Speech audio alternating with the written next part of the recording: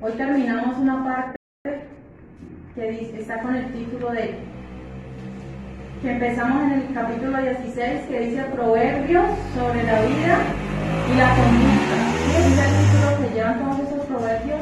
Hoy vamos a ver el capítulo 22 y dice así, el versículo 1. Dice, de más estima es el buen nombre que las muchas riquezas, y la buena fama más que la plata y el oro. Bien, esto es importante, saber qué es el buen nombre, ¿no? ¿Qué es el buen nombre, la buena fama? Aquí en Colombia es un derecho, ¿no? Todos en Colombia tenemos ese derecho, dice derecho a la honra y al buen nombre, ¿sí? O sea que tenemos ese derecho. Y es importante para nosotros, ¿qué es el buen nombre? El buen nombre es la reputación, ¿sí? Es lo que otros piensan de nosotros. Esa es la reputación, ese es el buen nombre, ¿sí?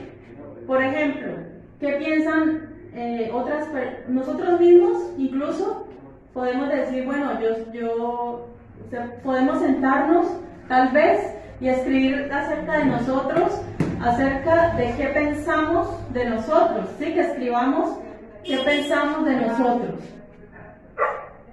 Entonces, haciendo pues como una lista, nos daremos cuenta si tenemos un buen concepto de nosotros mismos o si por el contrario tenemos un mal concepto, ¿sí? De nosotros mismos.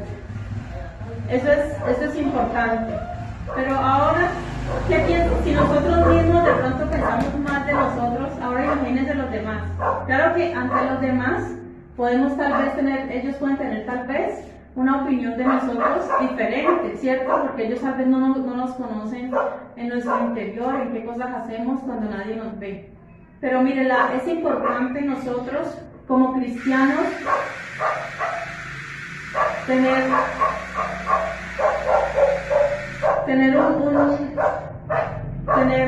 o sea, que las personas piensen bien de nosotros, ¿sí? ¿Por qué? Porque dice la Biblia que nosotros somos cartas leídas, ¿sí? No es que a mí no me importa lo que la gente piense de mí, ¿sí? No se trata de eso. ¿Por qué? Porque como cristianos sí es importante lo que las personas hablen de nosotros, ¿sí? ¿Por qué? Porque nosotros no estamos representando a nosotros mismos, sino que nosotros estamos representando al Señor Jesús, ¿sí?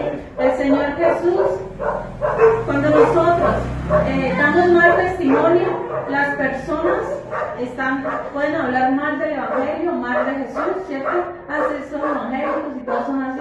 ¿Por qué? Porque nosotros primeramente debemos dar buen testimonio. Entonces, mire que para el cristiano sí es muy importante lo que las otras personas piensen de nosotros, sí, es importante. Hay otra parte en la Biblia que dice bueno, una cosa diferente es la difamación. Hay personas que pueden difamarnos, que pueden hablar, pero dice la Biblia que bienaventurados sois si por mi causa os vituperen y hablen toda cosa mala de ustedes mintiendo. O sea, si las personas difaman y mienten contra nosotros, ya es diferente, ¿sí? ¿Por qué? Porque ellos saben que en el fondo solamente desean hacernos daño, ¿pero por qué? Por causa del Evangelio. Entonces ahí es diferente. Entonces dice, de más estima es el buen nombre que las muchas riquezas, ¿ya? O sea que es más importante que tener un buen nombre, ¿sí? Que tener mucha plata, ¿sí? Mira, hoy en día, por ejemplo, ¿qué vemos hoy en nuestro medio? Hay personas que por dinero no les importa que así tengan una mala reputación, venderse. O sea, por ejemplo, las mujeres, muchas mujeres que abren OnlyFans y todas estas cosas, ellas obtienen muchas riquezas, ¿cierto? Mostrando su cuerpo y vendiendo todo eso, ellas obtienen riquezas, pero ¿qué pasa? Su reputación no es buena, ¿cierto? ¿Qué van a decir los hijos de ellas más adelante? No es orgullo, ¿cierto? Al contrario, es un motivo para sentirse avergonzado. Y otro ejemplo que podemos ver es, por ejemplo, que a veces personas malintencionadas de una pareja, de su pareja, de pronto pelean y cogen y unos videos de pronto íntimos, fotos íntimas, las publican pues en las redes para que todo el mundo las vea y para así dañarle la reputación a esa persona. Y esto es tan grave que muchas personas incluso se han suicidado por esta razón, porque no soportan la presión de que todo el mundo, y hoy en día cualquier problema o sea, una persona que se vuelva viral por algo en las redes, eso le afecta a su vida personal, y tanto que mucha gente no puede salir de la casa porque todo el mundo le empiezan a mandar mensajes de odio y todo eso. O sea que esa persona pierde la reputación. Por eso es más importante, dice, la buena reputación que la plata y el oro. Versículo 2.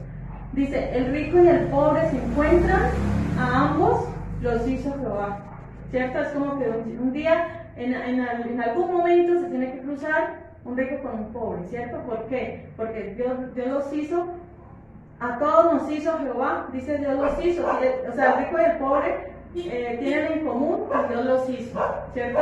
El rico necesita del pobre y el pobre necesita del rico, ¿sí o no? ¿Por qué? Porque los ricos son los que pueden ofrecer de pronto trabajos y los pobres necesitan ese trabajo, pero ambos se necesitan, ¿cierto? O sea, Dios los creó a ambos. No se puede algo así como la igualdad. Nosotros sabemos, hoy en día se quiere erradicar la pobreza totalmente, que todos sean ricos, pero mire, la Biblia dice que siempre van a haber pobres. O sea, no es posible que un gobierno trate de que haya una igualdad, porque no es así. Y aunque fuera que todo el mundo por un momento fueran ricos, ¿qué pasaría? A los pocos días, pocos meses, todo volvería a estar como estaba antes.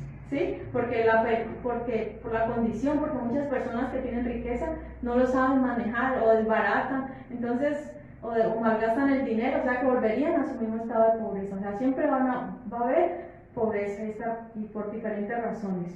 O sea que Dios los creó a ambos, o sea que todo está bajo el control de Dios, ¿cierto? Muchas personas se quejan, pero ¿por qué yo soy pobre? ¿Por qué? Pues muchas personas son pobres porque si fueran ricos se apartarían y se alejarían de Dios. Y Dios a veces, para mantenerlos allí como en su camino, permite la pobreza. Versículo 3. Dice, el avisado ve el mal y se esconde, mas los simples pasan y reciben el daño. El avisado es aquella persona que es sabia y de pronto dice, se avecina, por ejemplo, una gran tormenta, ¿sí? De pronto están ahí en la playa y ven que hay una tormenta y dicen, no, si tienen de pronto un viaje que hacer, esa persona dice, no, yo no me voy a montar ahorita en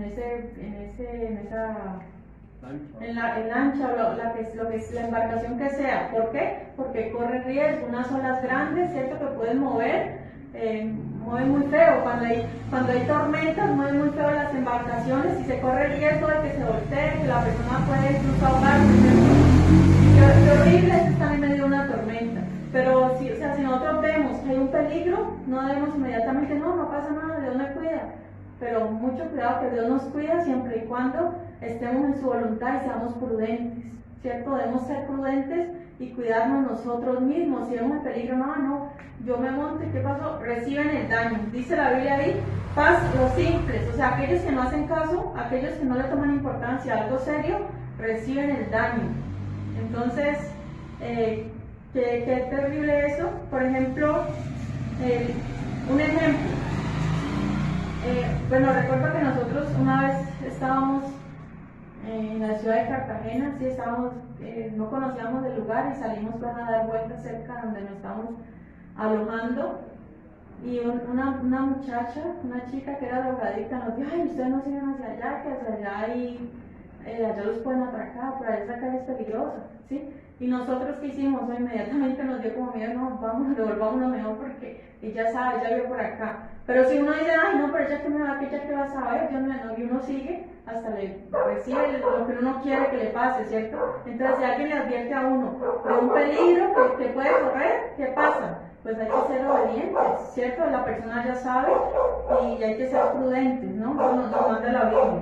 Mire, otro caso, en estos días también veía un video de una madre que le advertía a su hijo, no se junte con esta persona es mala, esta persona anda en malos pasos, anda en negocios ilícitos, no se junte, joven. Y la mamá sufría y le rogaba pues que se apartara de esa amistad mala, y el hijo dijo, no, pero es que yo no estoy haciendo lo mismo que él, es mi amistad, y siguió. Y la mamá llorando mostraba en un video que fue a visitar la tumba del hijo. Dijo, mi hijo era muy joven, un joven de 23 años, aquí estoy. Y la madre llorando hacía ese video. Qué triste es enterrar a una madre joven todavía, a un hijo aún más joven. O sea, qué duro es esto, ¿por qué? Por no hacer caso, porque los jóvenes creen que los padres son tontos, muchos jóvenes dicen, no, pero a usted qué le importa, es mi amistad, yo me siento bien, y al final llevan la consecuencia. Qué triste es para un padre que sus hijos, perder a sus hijos por causa de la desobediencia de un hijo. Bien, versículo 4, dice, riquezas, honra y vida son la remuneración de la humildad y del temor de Jehová. Bueno, algo importante con los proverbios es que los proverbios no son promesas de Dios, ¿sí? Para la humanidad, no es que Dios prometa, si usted teme a Jehová, usted va a tener riquezas, usted va a tener oro, plata, o sea, no es que Dios nos esté prometiendo eso. Los proverbios son una regla general, ¿sí? No siempre va a haber usted a personas temerosas de Dios con riquezas, no siempre va a ser así, sino que simplemente es una compilación de dichos sabios que muchas veces, en su gran mayoría, se cumplen, ¿sí? Pero no quiere decir que siempre es una regla, que siempre va a ser así, no, sino que es lo general y es lo más normal que ocurra. Aquí dice, riquezas, honra y vida son la remuneración de la humildad y del temor de Jehová. Pero por una parte podemos ver que esto sí se cumple a cabalidad en la vida eterna. O sea, se puede cumplir acá, pero necesariamente sí se cumple en la vida eterna, porque ahí dice, ¿y qué recibe? Riquezas, honra y vida. Dice la Biblia que Dios honra a los que le honran. Eso es una realidad, eso sí se lo podemos ver acá, en vida eterna. El Señor sí cumple, esto se cumple si somos temerosos de Él y si somos humildes. ¿Por qué? Porque la Biblia dice que Él a los humildes los mira de cerca, más a los altivos los mira de lejos. O sea que mire que es bueno el temor de Jehová, porque lo más probable es que todas estas bendiciones que vemos aquí, para el que teme a Jehová, nos alcancen. Bien, versículo 5. Dice, espinos y lazos hay en el camino del perverso. El que guarda su alma se alejará de ellos. Yo quiero que veamos ahí en 2 Timoteo 2:4. ¿Sí? Espinos y lazos hay en el camino del perverso. Ninguno que milita se enreda en los negocios de la vida, a fin de agradar a aquel. 1 Timoteo. No, sí, ese es. Está bien. Ninguno que milita se enreda en los negocios de la vida, a fin de agradar a aquel que lo tomó por soldado. Amén. Ahí es que lo que está diciendo y cómo lo relacionamos. Está diciendo que aquellas, mire, la parte 2 dice, el que guarda su alma se alejará de ellos. O sea, de todo lo que pueda lanzar su alma para el mal. Y ahí lo que está diciendo en Timoteo que es, ninguno que milita, o sea, ningún cristiano verdadero que quiera agradar a Dios va a enredarse con las cosas del mundo. ¿Por qué? Porque va a ser lazo para su alma, ¿cierto? Es andar con gente perversa. En esos caminos que hay espinos y lazos, o sea, hay trampas. Es un camino lleno de trampas, lleno de víboras, lleno de todo eso. Entonces, ninguno que ande por el camino del Señor va a andar por allí, sino que dice que el que guarda su alma se alejará de ellos. O sea, si nosotros así mismo amamos nuestra alma, vemos que hay un camino malo de enredos, dice la Biblia, debemos alejarnos de todo eso. Versículo 6 dice, instruye al niño en su camino y aun cuando fuere viejo no se apartará de él.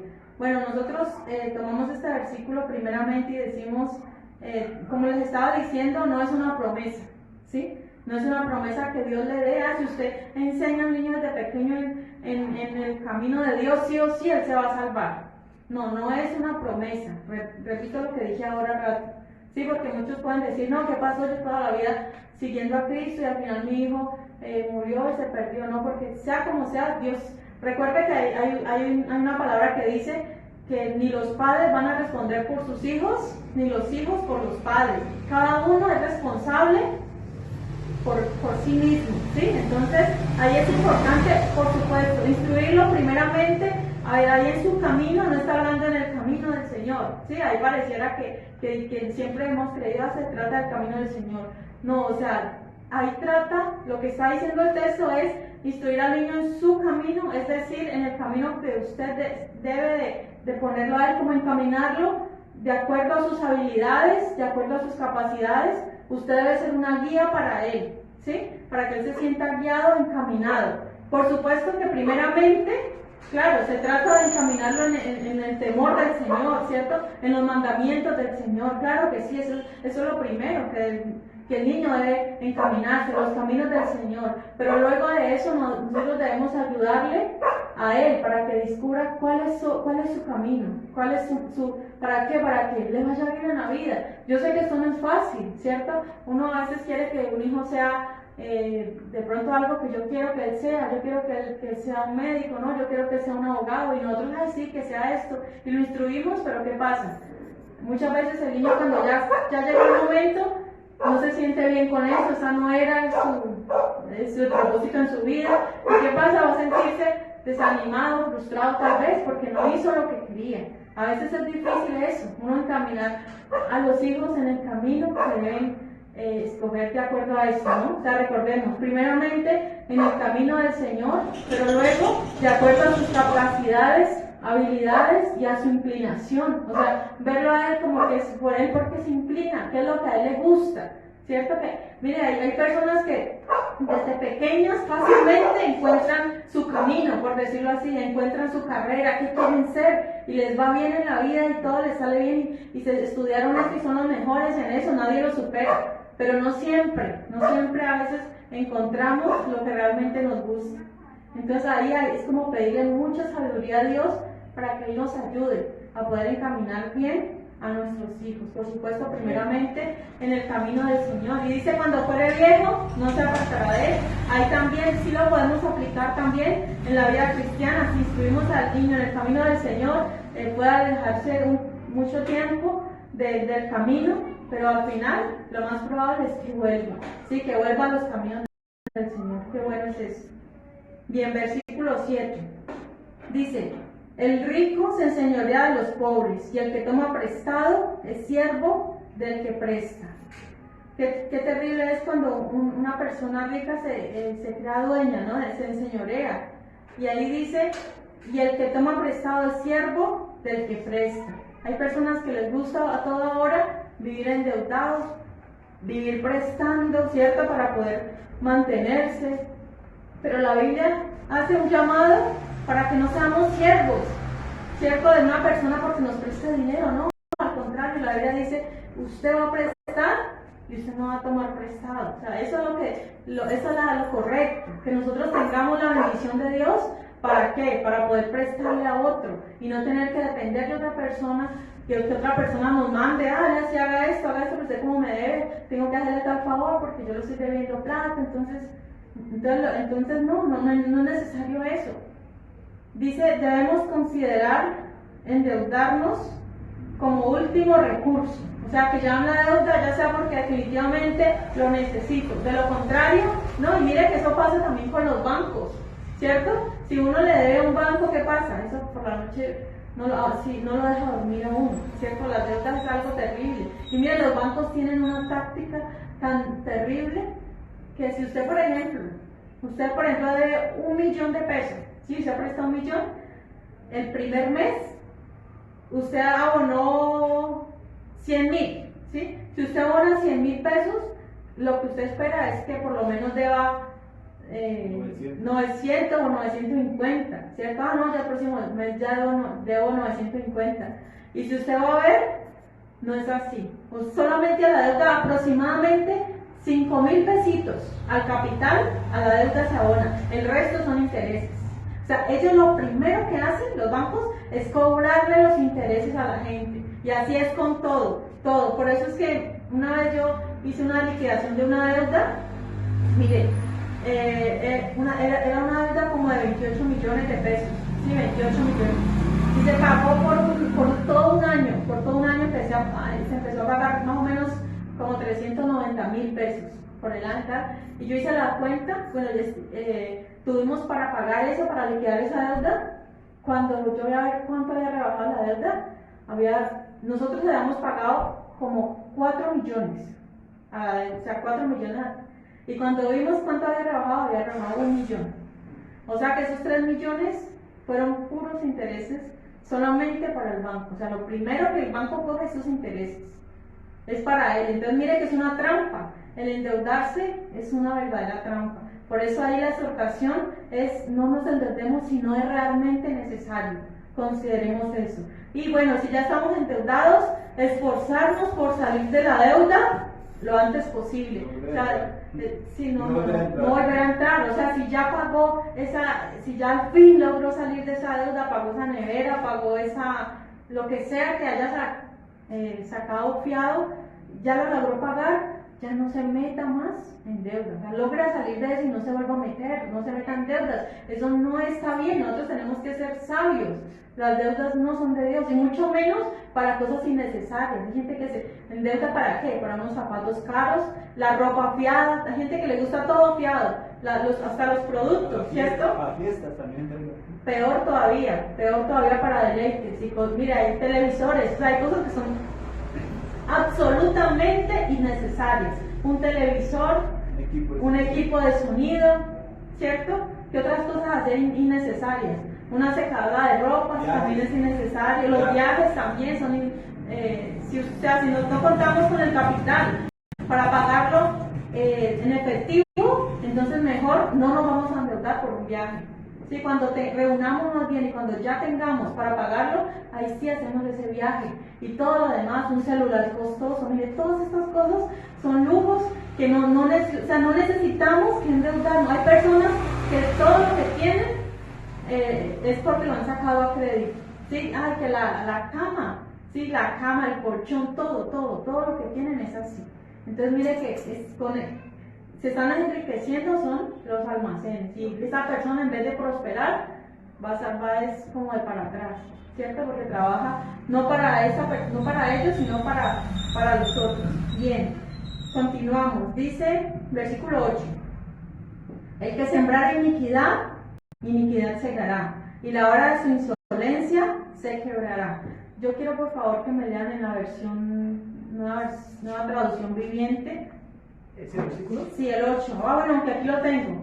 Dice: los que siembran injusticia cosecharán desgracia, y su régimen de terror se acabará. O sea, ahí lo entendemos un poquitico mejor. La Biblia dice que todo lo que el hombre sembrare, eso también segará. ¿Y quién es el que siembra iniquidad?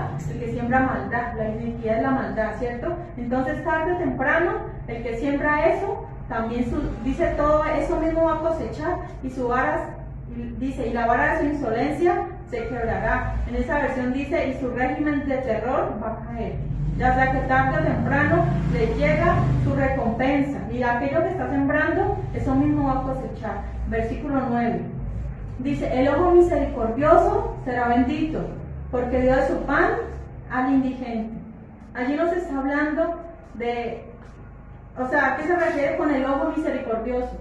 Que si nosotros vemos la necesidad de alguien, no nos hagamos, como dice el dicho, no nos hagamos el de la vista gorda, ¿sí? Como que no lo vi, ya lo vi, pero no lo vi. O sea, dice como que no lo vieron. Ahí es donde dice eso. El ojo misericordioso será bendito. O sea, aquel que mira la necesidad, ¿y qué hace? ¿Qué hace aquella persona que miró la necesidad y no la ignoró? Dice, porque dio de su pan al indigente. Usted puede decir: no, yo solamente tengo un pan, estoy por ejemplo almorzando, yo solo tengo mi almuerzo, no tengo más. Pero si alguien está pidiéndonos, ¿qué debemos hacer nosotros? No, es que no tengo para comprarle otro. No, hoy no tengo, qué pena. O sea, nomás tengo lo mío y ya. No, dele de su pan, o sea, de lo que usted está comiendo, compártalo. No necesariamente tiene que ser que nos sobre algo para darle a una persona, porque a veces uno dice: sí, tengo de sobra esto y entonces doy porque me sobra. No, démosle de lo de nosotros, ¿sí? Si por ejemplo un compañerito en el colegio, un niño, de una lonchera, el otro niño no lleva lonchera, ¿qué debe hacer el otro niño? Pues darle, compartirle de lo de él, ¿cierto? Porque ahí hay bendición. No van a quedar con hambre, no, hay bendición cuando uno comparte lo que es de uno, lo que uno tiene, ¿cierto? Lo comparte con el que no tiene. Entonces yo creo que esos proverbios nos han enseñado mucho a ser generosos, ¿sí? Y muchos dirán, no, pero es que el pobre soy yo, entonces yo no tengo para dar. Pues si nosotros creemos así, pues si no damos de lo poco que tenemos, nunca vamos a tener más abundancia para poder ayudar a otros. Entonces los proverbios hemos visto muchas veces que el Señor nos hace una exhortación a dar de lo propio, ¿sí? A dar, que todos tenemos algo para dar, de verdad que sí. Bien, dice el versículo 10, echa fuera el escarnecedor y saldrá la contienda, y cesará el pleito y la afrenta. El escarnecedor es aquella persona burladora, que a todas horas está burlando, a todas horas está formando pleito, está haciendo contender, ¿cierto? Pero ¿qué está diciendo ahí la Biblia? Échalo afuera. O sea, si hay una persona contenciosa, burladora, es mejor que se vaya, que no esté entre ustedes, ¿cierto? Ahí vemos dos casos en la Biblia, así bueno, uno que la echaron y del otro no. Dice, si recuerdan en la Biblia, había una mujer llamada Penina, ¿sí? Que molestaba a Ana. Dice porque Ana no tenía hijos. Bueno, en la antigüedad había hombres que tenían más de una mujer. Un hombre llamado Elcana tenía dos mujeres, ¿sí? Tenía a Elcana y tenía a Penina. Esta mujer Penina tenía varios hijos y Ana no podía tener hijos. ¿Y qué pasaba? Con Penina cada rato estaba molestando y afligiendo a Ana, ¿sí? Pero mire que Dios escuchó la oración de Ana y también le dio un hijo, Samuel, ¿sí? Entonces ahí vemos que es una persona escarnecedora, una persona burladora. O sea, qué horrible esas personas, ¿no? Que se burlan de la desgracia ajena. Otro caso en la Biblia, el mismo caso, pero lo vemos allá con una esclava, con Abraham y Sara, ¿sí? Sara tampoco podía tener hijos, ¿sí? Sara era la mujer de Abraham, Sara no podía tener hijos. Resulta que ella tenía una sierva llamada Agar, ¿sí? Abraham tuvo un hijo con esta mujer Agar, con esta egipcia. Cuando ella tuvo el hijo empezó a molestar a la señora, ¿sí? Siendo una esclava empezó a molestar y a burlarse, usted no tuvo hijo, así dice la Biblia y cada día la molestaba, imagínense. La molestaba a ella, era una burladora a pesar de que no tenía dinero, era esclava. ¿Y qué le tocó hacer a Abraham? Le tocó sacarla a la calle, o sea, váyase con su hijo. ¿Por qué? Porque está molestando, es una escarnecedora, está haciendo afrenta a su misma señora. Qué terrible. ¿Qué pasó cuando ya se fue? Ya quedó en paz Sara. ¿Por qué? Porque eso estar molestando y estar afligiendo a otra persona. Entonces, todo, o sea, si lo sacan, la contienda va a cesar. Versículo 11 dice: el que ama la limpieza de corazón, por la gracia de sus labios tendrá la amistad del rey. Qué bueno es amar la limpieza del corazón, ¿cierto? Muchas personas aman la limpieza física. Ay, qué bueno mantener la casa limpia, eso está bien, ¿cierto? Mantener todo bien bonito, bien organizado, pero el corazón, ¿cómo está? ¿Cómo estamos de corazón? ¿Cierto?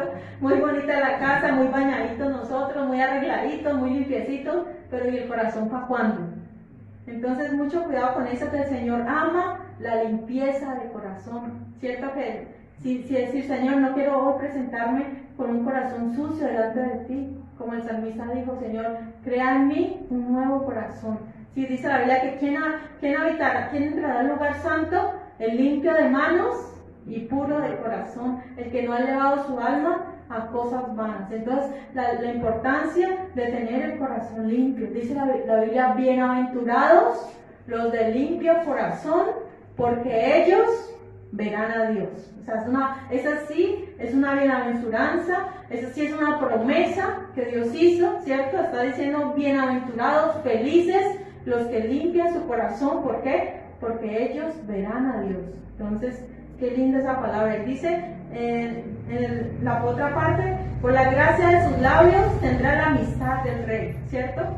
Ahí se refería pues al rey humano, que esa persona también era fiel, estaría pues en amistad con el rey, pero qué mejor que nosotros ser amigos del Rey de Reyes y Señor de Señores. Esa es la amistad que nosotros debemos anhelar, no ser amigos de un rey humano, ¿no? Porque esa amistad pues tal vez puede otorgar favores, pero es mejor ser amigos del Rey de Reyes, contar con el favor de Él. Amén.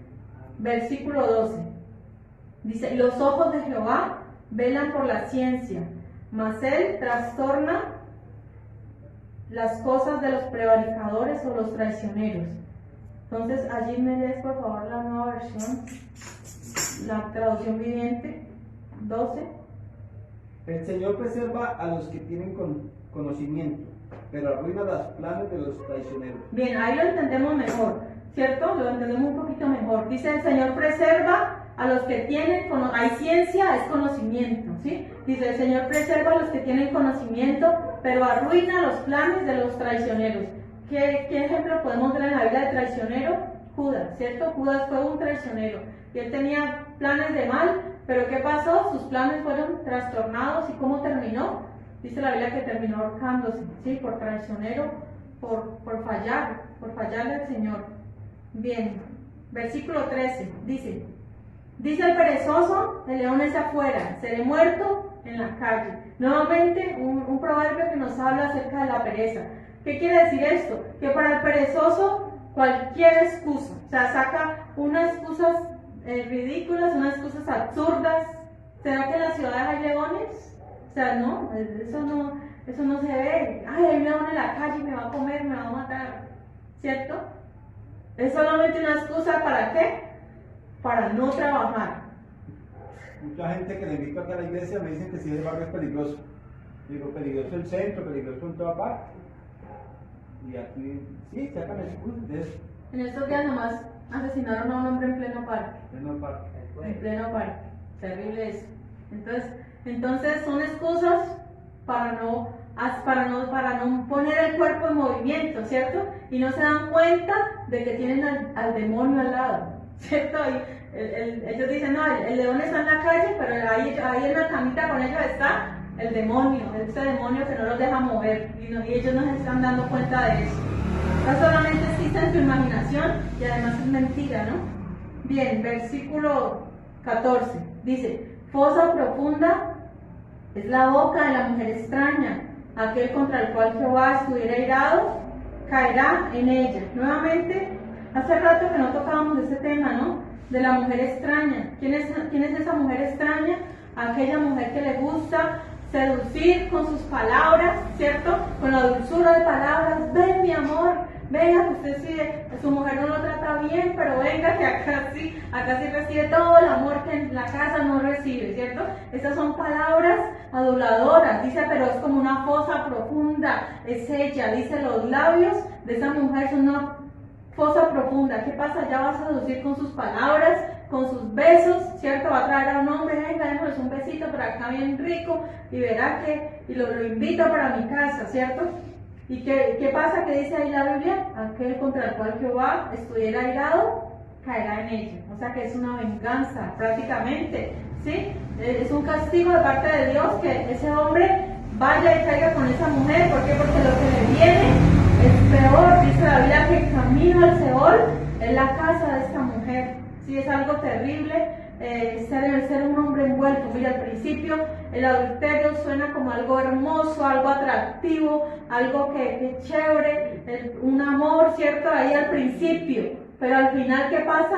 Da toda esa dulzura y todos esos momentos románticos que vivieron, al final eso no va a compensar todo el dolor y todo el sufrimiento que va a traer para estas personas ese pecado. No va a compensar ese romanticismo y esos minutos de placer no van a compensar todo el dolor, todo el sufrimiento, la depresión, la angustia, la pobreza, la ruina, todo lo que le viene a una persona adúltera, ¿sí? Entonces por eso la Biblia nos amonesta, ¿sí? Acerca del adulterio, acerca de estas cosas, porque las consecuencias que vienen para estas personas no son nada buenas, al contrario, es un castigo, enfermedades, ruina, accidentes, ¿sí? Yo conocí un hombre que se fue con otra.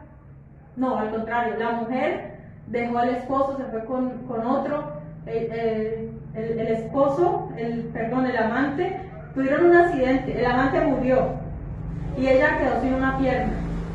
O sea, imagínense, nada más y nada menos que perder una pierna. Conocí a otro hombre que también se mochó la mano también en un accidente, también había dejado a la esposa. Entonces miren que las consecuencias son graves.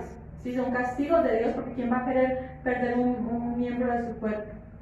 Versículo 15 dice, La necedad está ligada en el corazón del muchacho, mas la vara de la corrección la alejará de él. Vea, todos desde pequeñitos venimos siendo necios, venimos con necedad, venimos siendo groseros, contestándole a los papás, a veces unos niños levantan la mano, ¿cierto?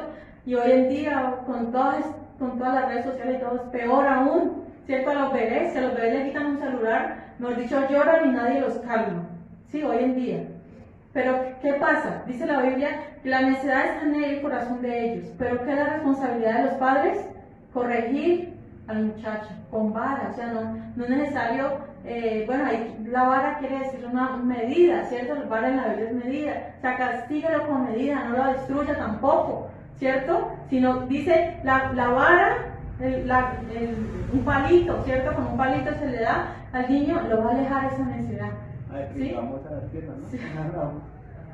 Bueno, sí, a muchos les dieron con pringamosa, pues yo no tuve necesidad de eso, pero muchos de ustedes sí. A muchos sí, muchos necesitaron el remo duro para poder marchar, pero ahí están, ¿cierto? Pero mire, ¿qué pasa con el castigo? Eso hace que el muchacho vaya derecho. Dice la Biblia que el que no ama a su hijo no lo corrige y va al rumbo al Seol. Entonces es importante la corrección. Versículo 16 dice: el que oprime al pobre para aumentar sus ganancias o que da al rico ciertamente se empobrecerá. Ahí ya estamos viendo nuevamente el tema económico. Yo quiero que leamos por favor Miqueas 2 del 1 al 3. Miqueas 2 del 1 al 3. Dice: el que oprime al pobre para aumentar sus ganancias. Terrible, ¿no? Sí, Miqueas 2 del 1 al 3. Hay de los que en sus camas piensan iniquidad y maquinan el mal, y cuando llega la mañana lo ejecutan, porque tienen en su mano el poder. Codician las heredades y las roban, y casas y las toman, oprimen al hombre y a su casa, al hombre y a su heredad. Por tanto, así ha dicho Jehová: he aquí yo pienso contra esta familia un mal del cual no sacaréis vuestros cuellos, ni andaréis orgullo erguidos, porque el tiempo será malo. Bien, ahí hay una sentencia para todos aquellos que se aprovechan de la gente pobre porque tienen el poder, ¿cierto? De pronto el rico, el gobernador, el alcalde, ¿sí? Que tiene el poder de quitarle algo a alguien porque tiene el poder, simplemente le quita al pobre. Pero ¿qué dice? Dice: el que oprime al pobre para aumentar sus ganancias, dice, o que da al rico, ciertamente se empobrecerá. O sea, Dios castiga esto con pobreza. Usted puede decir: no, pero esos ricos opresores cada vez tienen más. Sí, tienen más por un tiempo. Por un tiempo sus riquezas van a estar, pero va a llegar el momento en el cual ellos van a ser pobres. Y aún si en este mundo no pasa, en la vida eterna sí. Porque la Biblia habla más adelante, que lo vamos a ver, del alma, que va a empobrecer el alma de esa persona. ¿Pero por qué? Por oprimir a los pobres. ¿Para qué? Para aumentar sus ganancias o quedar rico. O sea, no hay necesidad de darle a una persona que tiene plata. O sea, ¿para qué nosotros vamos a invitar, por ejemplo, a almorzar a una persona que tiene plata? Ah, no, pues eso es para que me lo devuelva. Pero eso está mal. O sea, no debemos darle a alguien que ya tiene. Por ejemplo, yo veo mucho eso y yo no estoy de acuerdo con eso. Hay personas que van al banco y cuando reciben el pago le dan 5,000, 10,000 pesos al cajero. Pero mire, esos cajeros tienen su sueldo, ¿cierto? Y a ver si de pronto, si una necesitada les pide, a ver si esas mismas personas les dan. O sea, yo no creo que le den, ¿cierto? Les dan a alguien que no necesita. O sea, eso está mal, ¿verdad? ¿Por qué? ¿Al cajero electrónico o al cajero? No. No, a los cajeros. Yo sí veo mucho eso. Al cajero humano. Sí, o sea, no de pronto al que gana poco, sino a personas que ganan a los cajeros de los bancos, ¿sí? Porque les hacen el favor, pero ellos tienen sus sueldos, ellos simplemente reciben su pago normal. ¿Para qué le va a dar usted? Propina. Sí, no es una propina cualquiera. O sea, yo pienso, hay personas que lo necesitan. Por ejemplo, el que está cuidando las motos, esa persona no tiene un sueldo fijo, ¿cierto? Hay otras personas que están vendiendo en la calle esos chitos, esas cosas, y nosotros a ellos sí, ay no, a él sí no. En cambio, al que sí tiene, porque está bien vestido, sí tenga, le doy, o sea, eso está mal. Claro, no. Sí, eso está mal. Dice, ¿qué va a pasar con una persona? Se va a empobrecer. ¿Por qué? Porque no está haciendo lo correcto. Bueno, yo quiero que antes de seguir con saltemos de un pequeño salto al 22, porque es que la idea sigue. ¿Sí? Dice, no robes al pobre porque es pobre, ni quebrantes en la puerta del afligido. ¿Sí?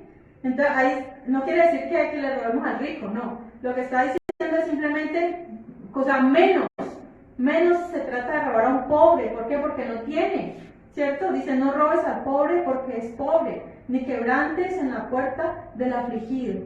Dice, porque Jehová juzgará la causa de ellos y despojará el alma de aquellos que los despojaren. Entonces, mire, si hay personas que se meten con los pobres porque no piensan que no tienen quien los defienda, ¿cierto? No, este no tiene para pagar un abogado, este no tiene influencias, este lo podemos hacer lo que sea, que esa persona no se va a defender porque no tiene. Pero ¿quién es el defensor de ellos, de los pobres? Dice Jehová. Dice porque Jehová juzgará la causa de ellos y despojará el alma de aquellos que los despojaren. Entonces ya vemos aquí que va a despojar el alma, ¿sí? No solamente físicamente, sino espiritualmente. Va a haber un despojo, ¿por qué? Por todo lo que hicieron. Es como, por ejemplo, nosotros, no es bueno regatearle, por ejemplo, hay gente rica que tienen sus buenos carros, tienen todo el dinero y van a comprar algo, por ejemplo unos tomates, porque ellos también compran a la gente así humilde que vende, y ay, pero esto ¿por qué tan caro? Ay, rebájenme, ay, regalen. Eso lo hemos visto, gente que tiene cómo pagar y sin embargo le quita, le quiere robar. Eso es terrible. El Señor dice, el Señor va a condenar todas esas prácticas de esta gente que creen que pueden hacer lo que quieren porque tienen plata, pero les llegará su hora, les llegará su día. Dice, bueno, que va este defensor. Ahora sí, retrocedamos nuevamente. Dice, el título ahí dice preceptos y amonestaciones. Ahí empezamos con otra sección de proverbios, ¿sí? Que son dichos de hombres sabios. Hombres bueno, Salomón es el escritor principal de los proverbios. Salomón llegó y compiló también los dichos de muchos hombres sabios de su época y los compiló aquí en este libro. Sí, no, él compuso más de 3.000, ¿cierto? Salomón compuso, pero él también compiló los dichos. O sea, a nuestro tiempo existen también dichos sabios, ¿cierto? Que de pronto en el pueblo, digamos para él, eran los dichos de su pueblo, ¿cierto? De los pueblos cercanos. Como por ejemplo nuestros dichos. ¿Cuáles son nuestros dichos? Al que madruga Dios le ayuda. ¿Qué otro dicho hay? El que anda con la miel algo se le pega. O sea, todos esos dichos sí son como el equivalente a los proverbios de acá de la Biblia. Sí, son equivalentes. Y ustedes han visto que yo al hablar de esos proverbios ya he metido muchos dichos, ¿cierto? ¿Por qué? Porque de alguna manera nos quieren transmitir una verdad, ¿cierto? Una verdad, aunque el Señor acá vuelve real muchas cosas, no solamente un dicho, porque no todos los dichos son reales, ¿no? Ni hay que creer todos los dichos. Hay dichos que simplemente casi nunca se cumplen, algunos pues. Bien, entonces aquí Salomón compiló, al parecer no eran de él, sino que hizo una compilación.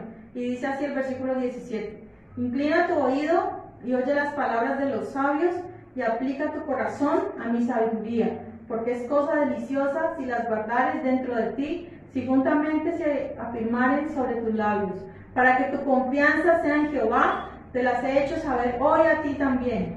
No te he escrito 3 veces en consejos y en ciencia, para hacerte saber la certidumbre de las palabras de verdad, a fin de que vuelvas a llevar palabras de verdad a los que te enviaron. Entonces allí vemos que lo primero es como esto es como un prefacio que nuevamente nos introduce a nuevos dichos. ¿Qué nos está diciendo? Inclina tu oído. ¿A qué? A tu corazón, a la sabiduría. Nuevamente la exhortación para que nosotros inclinemos nuestro oído a las palabras de sabiduría. ¿Sí? Dice la Biblia, para que tu confianza sea en Jehová, que las he hecho saber hoy a ti también, y para los que te enviaron. Todo esto, o sea, inclinemos siempre nuestro oído a la sabiduría. Bien, ahora sí, saltamos nuevamente al 24 Dice, ya vamos acabando. No te entremetas con el iracundo, ni te acompañes con el hombre de enojos, no sea que aprendas sus maneras y tomes lazo para tu alma. Nuevamente retoma el tema de la ira. O sea, hemos visto mucho acerca de la ira, acerca del enojo, ¿cierto? Acerca de saltarnos, de dejarnos llevar por el momento, ¿sí? Por las emociones. La Biblia dice que Dios no nos ha dado espíritu ni de cobardía, sino de temor y de dominio propio. O sea, podemos hacerlo. Para muchas personas es más duro. Hay un temperamento que es el colérico, ¿cierto? Esa persona colérica es aquella que no le importa ofender a otros. No piensa para Sí, ellos son, se han distinguido 4 temperamentos y nosotros estamos en uno de esos 4. Pero el colérico usted lo reconoce porque esa persona es sarcástica, esa persona es dominante, esa persona es mal geniada, a toda hora usted lo ve haciendo caras, se queja por todo. Sí, esas personas o sea, nunca están bien. Nunca están de buen genio, o sea, uno nunca nos encuentra bien, sino que siempre están de malas, o sea, siempre están así, como, o sea, qué malo encontrarnos con estas personas.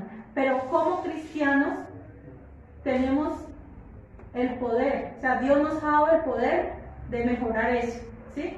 Yo leí un libro hace años que se llama Los temperamentos transformados, de cómo Dios transforma lo malo. O sea, si no nos sometemos a Dios, vamos a seguir igual en la misma. O sea, todos nuestros temperamentos tienen debilidades y tienen fortalezas. Todos tenemos debilidades y fortalezas. Esas debilidades y fortalezas las podemos mejorar si entregamos nuestra vida por completo al Señor. Y mire, da el ejemplo, bueno, aquí voy a hablar un poquito porque tengo tiempo para hablar un poquito de este tema.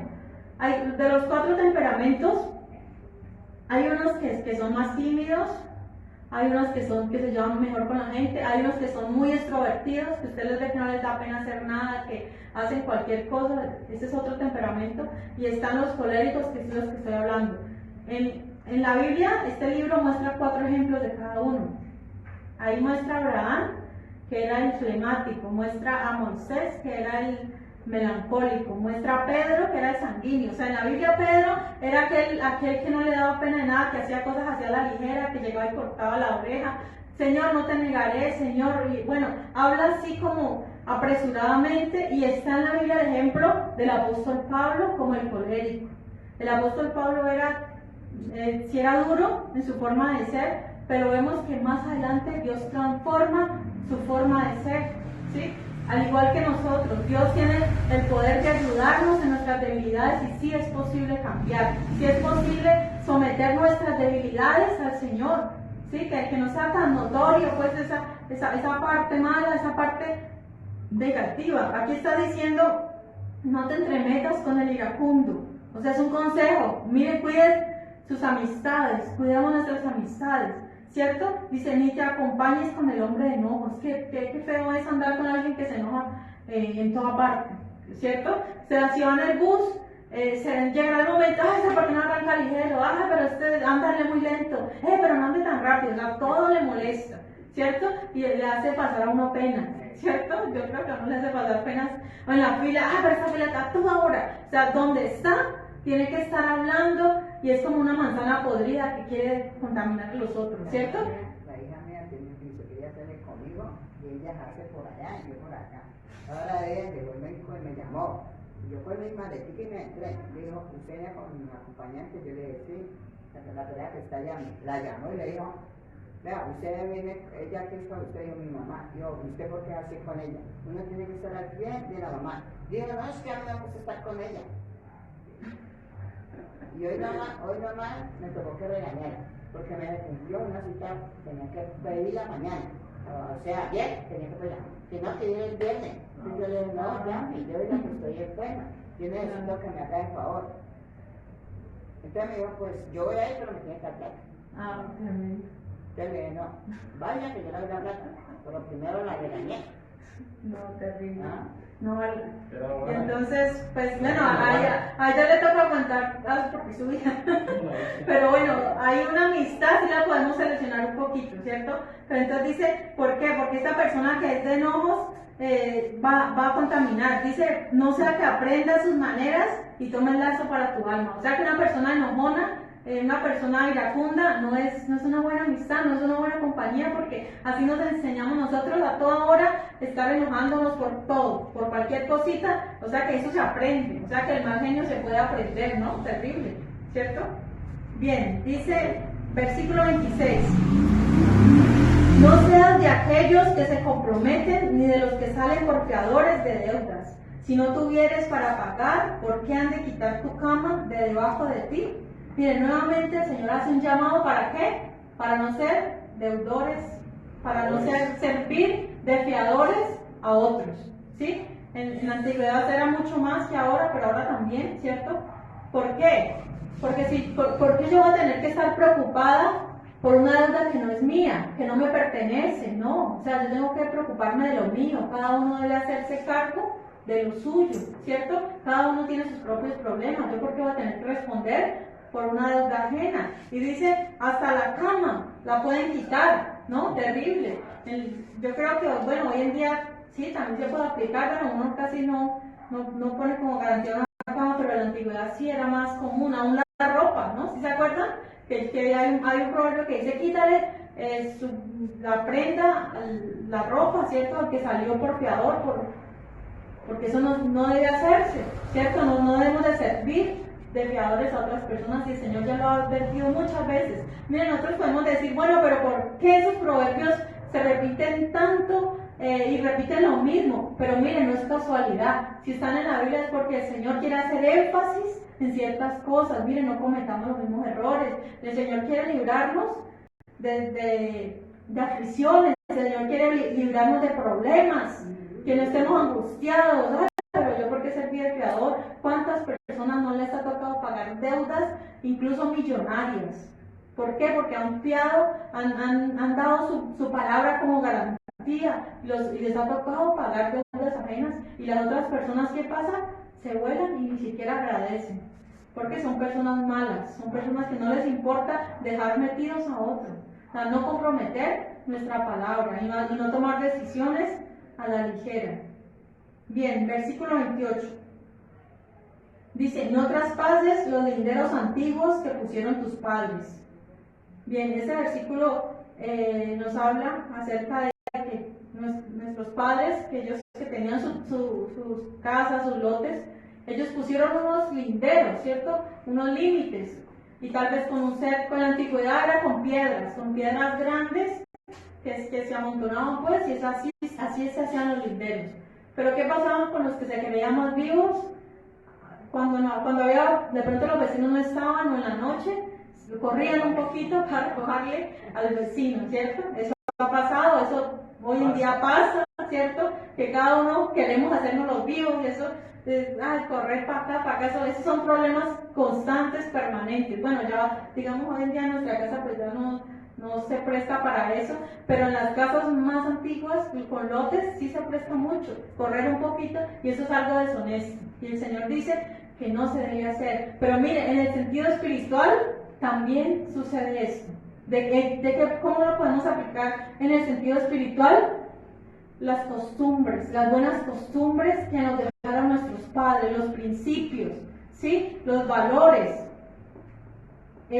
Todo esto son un límite que nuestros padres nos han puesto. Yo creo que a todos nosotros, o a la mayoría, nos han enseñado unos principios. Miren, no hay que hacer esto, no hay que hacer aquello. Unos principios cristianos, digámoslo así, o valores éticos, morales, ¿cierto? Que hoy en día los jóvenes no guardan ya.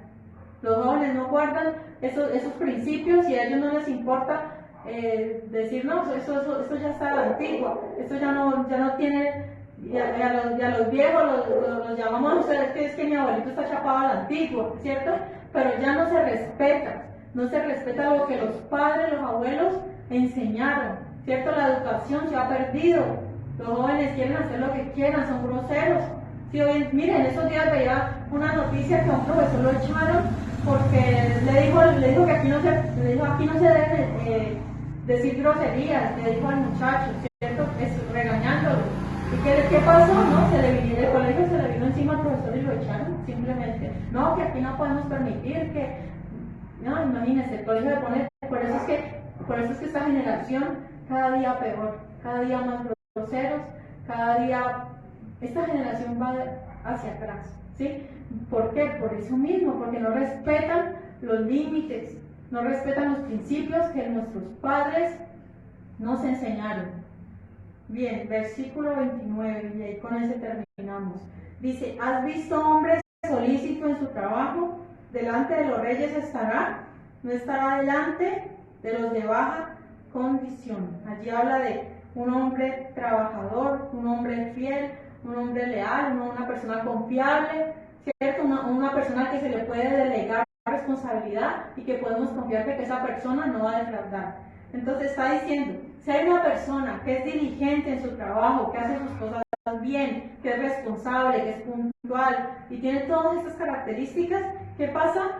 Será puesto incluso en mejores posiciones, no va a tener que estar trabajando allí para los de baja condición, sino que va a estar adelante, siempre va a estar, mire, incluso pueden recibir puestos de honor como embajadores, como ministros, ¿sí? Si se preparan, pueden llegar a puestos muy altos, ¿pero por qué? Porque son diligentes en su trabajo. Nosotros podemos ver a dos hombres, que siempre hablamos de ellos, que es José y Daniel. Estos hombres fueron diligentes en su trabajo, todo lo que hacían, Dios lo prosperaba a través de ellos. Daniel igual, ellos estuvieron delante de los reyes, dice la Biblia, delante del faraón, ¿cierto?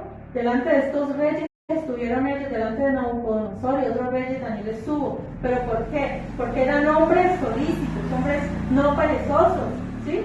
Hay otro versículo en la Biblia que dice, para lo que requiere diligencia, no perezosos, para que y más si se trata de las cosas de Dios, para esto sí que debemos ser diligentes. Mire, si somos diligentes en nuestro trabajo y hacemos bien las cosas, ¿cuánto más debemos hacer bien el trabajo y la labor que Dios nos ha encomendado? Y ahora en nuestro trabajo secular, dice la Biblia que todo lo que hacemos debe ser para la gloria de Dios. Todo, mire, no solamente nuestro trabajo y nuestra vida cristiana aquí en la iglesia tiene una recompensa, pues para Dios, afuera también. ¿Por qué? Porque lo que decíamos al principio, ¿qué decíamos al principio? Hablábamos del testimonio, ¿cierto? Lo importante que es dar testimonio o sea, que las personas, que tengamos una buena reputación delante de las personas. ¿Para qué? Para que nosotros podamos evangelizar. A veces no necesitamos decirle evangelizar a las personas tal vez con la Biblia. No, a veces se empieza con el testimonio, porque podemos predicarle un mensaje, pero si vemos que nuestra vida es diferente, si somos perezosos, si somos tramposos en nuestro trabajo, robamos tiempo, robamos muchas cosas, ¿sí? Y no hacemos el trabajo bien, eso es un mal testimonio. Y las personas que nos escuchan, si damos el mensaje, no van a creer, porque primeramente el primer mensaje que nosotros damos es a través de nuestro testimonio. Todo cuenta, la puntualidad, el ser honesto, el ser transparente. Sí, que si nos hacen una propuesta de hacer por ahí un torcido, nosotros decimos de una vez no, y si me echan del trabajo, pues ahí sí no podemos comprometer nuestra vida espiritual está en riesgo, ¿cierto? Ahí sí ya decimos no, porque es necesario obedecer a Dios antes que a los hombres, ¿cierto? Y si me ponen a hacer algo que va en contra de mi conciencia, no debo hacerlo. Entonces es importante ser diligentes, como recordemos una parábola, la parábola de los talentos. El Señor a uno le dio 1, a otro le dio 2 y a otro le dio 5, ¿sí? Entonces, el que le dio un talento era un hombre perezoso, un hombre miedoso, ¿sí? Tenía todas estas cosas. Digo, no, yo sé que tú eres un hombre duro, a mí me dio miedo jugar con tu plata, yo la guardé, yo la escondí, cuando venga yo te la devuelvo. Pero al que le dio 2, ¿qué hizo? Empezó a trabajar, a negociar y ganó otros 2. Y al que ganó 5, igual, empezó a trabajar, a negociar y ganó otros 5. O sea que en ese día entregó 10, entregó 4 y el otro entregó 1. Entonces, ¿qué pasa con ese uno, dice la Biblia que fue lanzado, dice, allá será el lloro y el crujir de dientes, fue lanzado a las tinieblas de afuera. Mire, tremendo. Dios nos ha dejado una responsabilidad a nosotros de hacer las cosas bien. Si nosotros somos miedosos, somos temerosos, nuestro castigo viene. ¿Por qué? Porque Dios nos ha dado una capacidad a todos para hacer algo. Sí, muchas veces, incluso yo recuerdo que muchos me han dicho, y yo me he sentido muchas veces que no he querido volver, pues. Que se ahoga y que tomar. Mire, muchas veces yo me he sentido que no he querido volver. Yo digo, no, yo no quiero saber nada como que más del ministerio, de predicar. Yo a veces me he sentido así, que yo no quiero hacer nada más. Y muchas veces he escuchado palabras de otras personas, no, pero no, usted no debe predicar, las mujeres no deben predicar.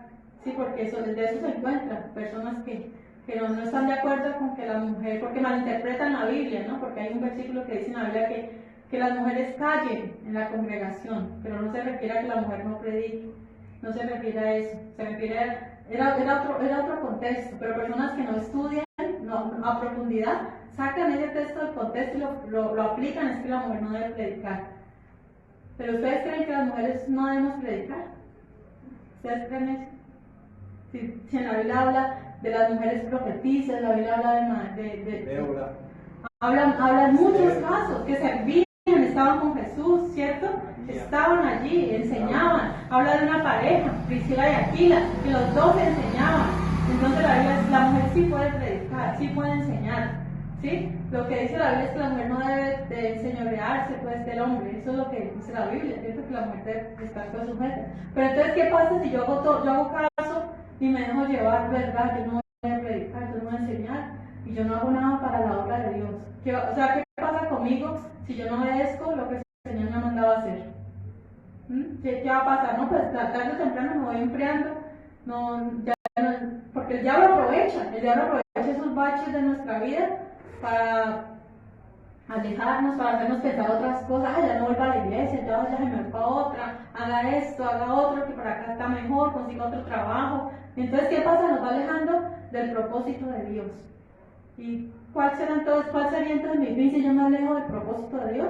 El infierno, así es, la condenación, el castigo eterno, porque eso lo dice la Biblia, el que no trabajó con el talentico que Dios le dio, ese es el castigo, lo podemos ver ahí en la parábola de los talentos. Dice que fue lanzado a las tinieblas de afuera, allá será el lloro y el crujir de dientes. O sea que no es que yo quiera, no es si quiero o no quiero trabajar para Dios, es una responsabilidad, es un ministerio y es lo que Dios me pone a hacer, ¿sí? Y Dios siempre me ha fortalecido para que yo siga adelante, ¿sí? Para que no escuche críticas, para que no escuche voces que no son, porque Dios es el que nos llama, Dios es el que nos llama, ¿sí? Es Él el que nos llama y es el que nos respalda, el que está con nosotros. La Biblia dice, estaré con ustedes todos los días hasta el fin del mundo.